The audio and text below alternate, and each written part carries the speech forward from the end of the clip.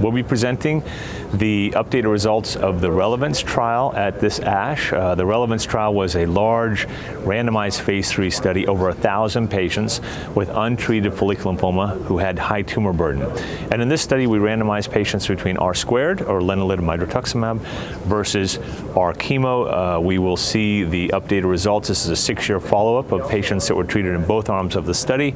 And the good news is that we continue to see very significant benefit with both arms. In fact, it's shocking how similar, right around 60% progression-free survival at around 6 years in both the R squared arm as well as the R chemo arm.